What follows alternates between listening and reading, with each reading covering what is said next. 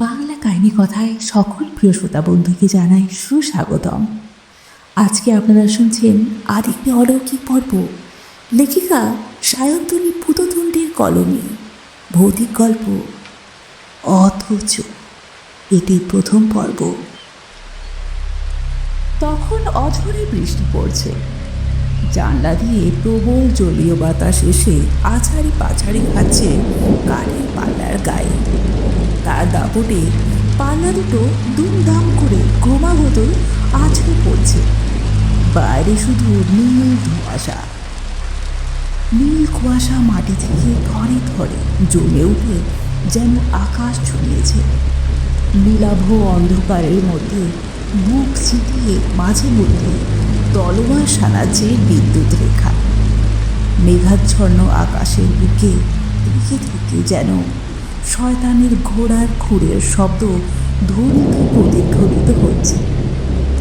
ঝমঝম শব্দে পাগলের মতো এদিক ওদিক সাপটে নিয়ে তীব্র গতিবেগে ঝরে পড়ছে জলধারা। হাওয়ার ধাক্কায় বৃষ্টির ফোঁটাগুলো এলোমেলো হয়ে যায়। কখনো ঝাট এদিকে আসছে, কখনো ওদিকে, যেন গতিপথ ঠিক করে উঠতে পারছে না। মাথার ওপরের আলোগুলো দপদপিয়ে উঠল। ইন্সপেক্টর সিনহা আলগোছে ঠিক মাথার ওপরের বাল্বটার দিকে তাকালেন। হালকা হলুদ ম্যাগনেটের আলোটা যেন হঠাৎ করে উজ্জ্বল হয়ে দপ করে জ্বলে উঠল, তারপরে আবার নিষ্প্রভ। থানার ভেতরের খাঁ শূন্যতা যেন খেয়ে নিচ্ছে আলোটার অর্ধেক জ্যোতি। যেটুকু অবশিষ্ট সেটুকুও রেশ রেখেই মিলিয়ে যাচ্ছে অজানা কোনো কৃষ্ণ গহ্বরে। ইন্সপেক্টর আস্তে আস্তে চোখ সরিয়ে নেন সেদিক থেকে। আচমকা তার মনে হলো আলোটাকে বুঝি অন্যান্য দিনের চেয়েও আজ বেশি বিবর্ণ মনে হচ্ছে। বৃদ্ধ মানুষের চোখের ঘোলাটে জ্যোতির মতো নিষ্প্রাণ। বাল্বটাকে পাল্টাতে হবে। কড়কড় শব্দে আবার ঝলসে উঠল বিদ্যুৎ। দিগন্ত সীমাকে ফালা ফালা করে দিয়ে একাধিক শিরা উপশিরা বিস্তৃত করে জ্বলে উঠে মিলিয়ে গেল। কিন্তু যেটুকু আলো দিয়ে গেল সেটুকুই থানার বাইরে দাঁড়ানো আগন্তুকটিকে দেখার জন্য যথেষ্ট। ক্ষণিকের জন্য ইন্সপেক্টর সিনহা চমকে উঠলেন। দোষ তার নয়, আগন্তুকের আবির্ভাবটায় চমকে দেওয়ার মতন।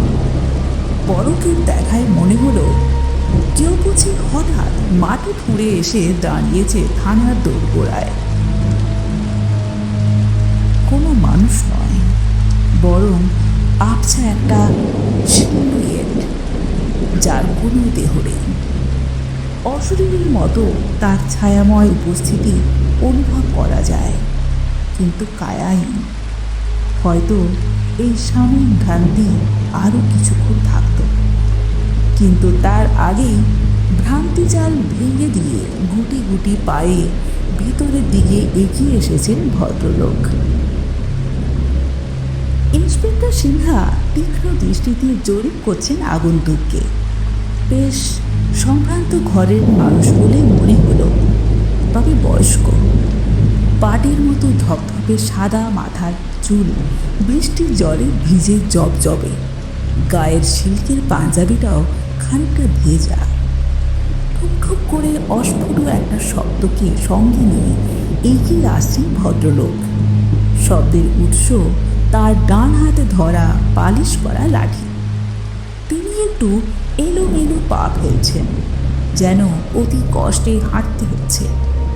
কাছে আসতেই দেখা গেল লাঠিটার মাথাটা সম্ভবত রূপো দিয়ে বাঁধানো। একটা মিষ্টি অভিজাত সুগন্ধ নাকে এসে ঝাপটা মারল তার। ভদ্রলোককে দেখতে দেখতেই বিস্ময়ের মাত্রা বাড়ছিল ইন্সপেক্টরের। এমন বর্ষামুখর রাতে এরকম ধূপ দুরস্ত হয়ে ভদ্রলোক পড়ছিলেন কি?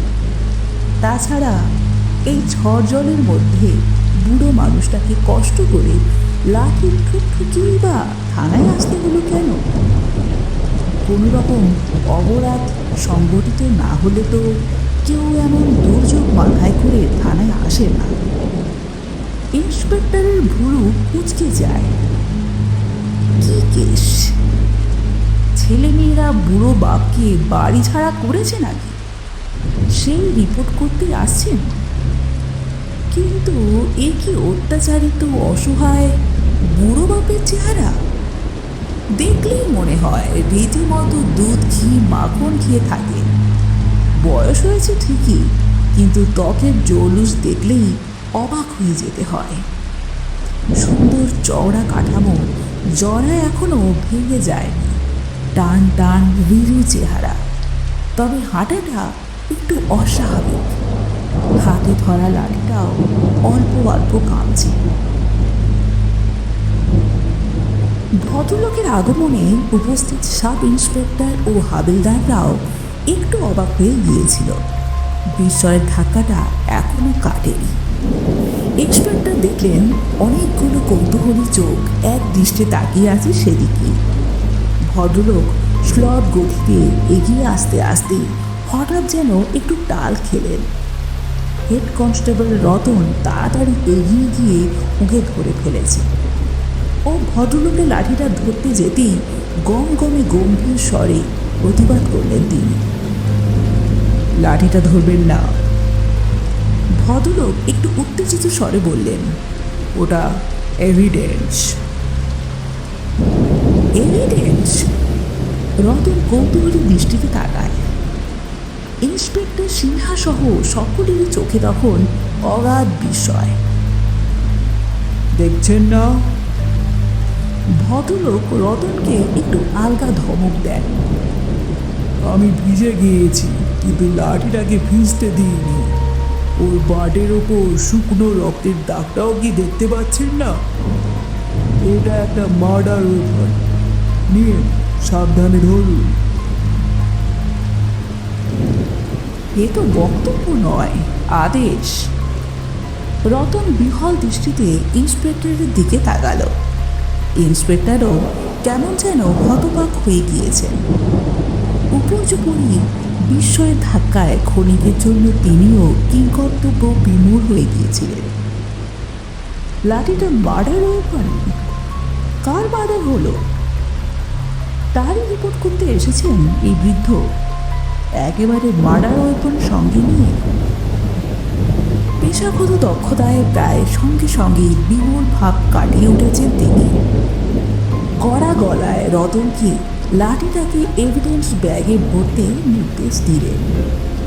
রতন যতক্ষণে এভিডেন্স ব্যাগে লাঠিটাকে ভরে ইন্সপেক্টর সিনহার সামনে আনল, ততক্ষণে ভদ্রলোক খুঁড়িয়ে খুঁড়িয়ে এসে বসে পড়েছেন ইন্সপেক্টরের সামনের চেয়ারে। মৃদু স্বরে বললেন, জল। ইন্সপেক্টর টেবিলের ওপর থেকে জলের গ্লাসটা নিঃশব্দে এগিয়ে দিলেন তার দিকে। এক চুমুকে পুরো জলটায় নিঃশেষ করে দিয়ে গ্লাসটা যথাস্থানে নামিয়ে রাখলেন ভদ্রলোক। তারপর কিছুক্ষণ চুপচাপ বসে রইলেন, যেন গোটা বক্তব্যটা গুছিয়ে বলার জন্য প্রয়োজনীয় সময় চাইছেন।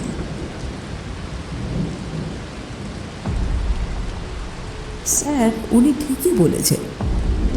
রতন ইতিমধ্যে ইন্সপেক্টরের সামনে পেশ করল লাঠিটা। মাথার কাছে বাঁটে ব্লাড প্রেশার আছে, তাজা নয়, তবে স্পষ্ট দেখা যাচ্ছে।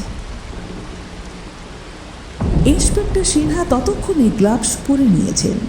লাঠিটাকে অতি সাবধানে নাড়াচাড়া করছেন। বৃদ্ধ ঠিকই বলেছেন। তিনি নিজে বৃষ্টিতে ভিজে গেলেও লাঠিটার ওপরে এক বিন্দু জলও পড়তে দেননি। এই দুর্যোগের রাতে এটা কি করে সম্ভব হলো কে জানে, কিন্তু লাঠিটার বাঁটের মুখে শুকনো বাদামি রক্তের দাগ একদম স্পষ্ট। লাঠিটা ভালো করে নিরীক্ষণ করতে করতেই বুঝলেন, হ্যাঁ, এরকম একটা মোক্ষম লাঠি দিয়ে অবশ্যই খুন করা যায়। এই রূপো বাঁধানো শক্ত বাঁটের আঘাতে কারোর মাথা ফেটে চৌচির হওয়া অসম্ভব নয়। এই ক্ষেত্রেও নিশ্চয়ই তাই ঘটেছে। তবে সেই খুনটা করার জন্য অপরিসীম শক্তির প্রয়োজন, যা এই খুঁড়িয়ে চলা ভদ্রলোকের কাঁপা কাঁপা হাতে নেই বললেই মনে হয়। ইন্সপেক্টর এবার বৃদ্ধ মানুষটির দিকে চোখ তুলে তাকালেন। এখন আর ওর চোখে কোনো রকম বিস্ময় নেই, বরং পুলিশ সুলভ কাঠিন্য। একটু কড়া স্বরেই বললেন, কি ব্যাপার, কে খুন হয়েছে? ভদ্রলোক প্রশ্নের উত্তরটা দিলেন না, বরং পিছন ফিরে বেশ কয়েকবার তাকালেন, অদ্ভুত ভয়ার্ত দৃষ্টি, যেন ওর ঠিক পিছনে কেউ দাঁড়িয়ে আছে। যখন খানিকটা আশ্বস্ত হলেন যে এই মুহূর্তে সেখানে কেউ নেই, তখন ধীরে ধীরে পাঞ্জাবির পকেট থেকে বের করে আনলেন একটা ফটো। ইন্সপেক্টরের দিকে ছবিটা এগিয়ে দিয়ে বললেন, দেখুন তো, ফটোতে আমার পাশে যে মহিলাকে দেখতে পাচ্ছেন, ওকে এখন দেখছেন কিনা? আবার আর একটা বিষয়ের ধাক্কা। সিনহা কি বলবেন বুঝতে পারছিলেন না। এটা একটা মার্ডার কেস, কিন্তু সে বিষয়ে এখনো পর্যন্ত মানুষটি একটি কথাও বলেনি। এরকম একটা সিরিয়াস ঘটনায় আচমকা এমন আবদার বিরক্তি উদ্রেক ঘটায়। তবু বৃদ্ধের কণ্ঠে এমন কিছু ছিল যা অগ্রাহ্য করতে পারলেন না ইন্সপেক্টর। তিনি স্পষ্ট বুঝতে পারলেন যে মানুষটির এই অদ্ভুত খামখেয়ালিপনার পেছনে একটা প্রচণ্ড আতঙ্ক কাজ করছে। চেয়ারে বসে থেকেও ফিরে ফিরে পিছন দিকে তাকাচ্ছেন, যেন অজান্তেই ওকে কেউ অনুসরণ করছে। ইন্সপেক্টর ফটো দিয়ে দেখলেন, সামনে বসে থাকা বৃদ্ধকে ফটোতে শনাক্ত করতে অসুবিধা হলো না। তার পাশে সহাস্য মুখে দাঁড়িয়ে আছেন এক বৃদ্ধা। আটপৌরে ধরনের শাড়ি পরেছেন। ফর্সা টুকটুকি মহিলার মাথার চুলও দুধ সাদা, দুই গালে হালকা রক্তাভ আভা, ঠোঁটটিতে একটা হাঁচি। উনি আমার স্ত্রী। আপনি কি ওকে আগে কখনো দেখেছেন? ভদ্রলোকের কণ্ঠে উদ্বেগ।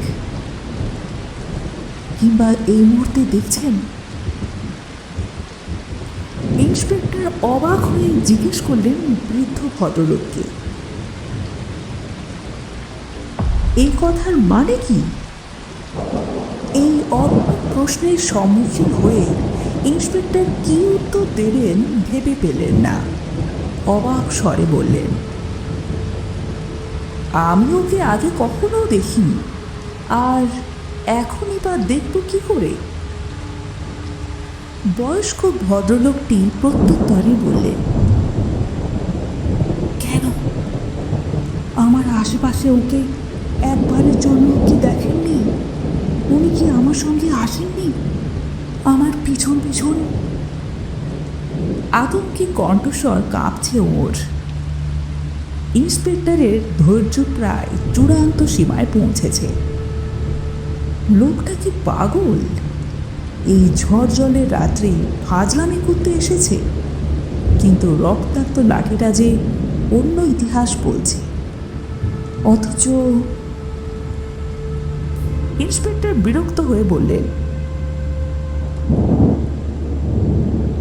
আপনি এখানে একাই এসেছেন, আর এখানে একাই বসে আছেন, আর কেউ আসেনি। আপনার পিছনে পুলিশের লোকেরা ছাড়া আর কেউ নেই। ভদ্রলোকের সমস্ত স্নায়ু এতক্ষণ ধরে টান টান ছিল। রুদ্ধশ্বাসে তিনি প্রশ্নের উত্তরের অপেক্ষায় ছিলেন।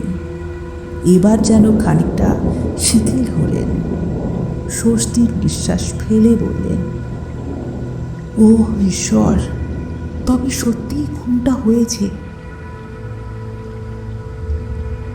প্রসঙ্গটা আবার খুনে ফিরেছে। এবার প্রবল কৌতূহলে বৃদ্ধের দিকে ঝুঁকে পড়লেন সিনহা। খুন কবে, কোথায়? হ্যাঁ, খুনি। তিনি একটা সজোর শ্বাস টানেন।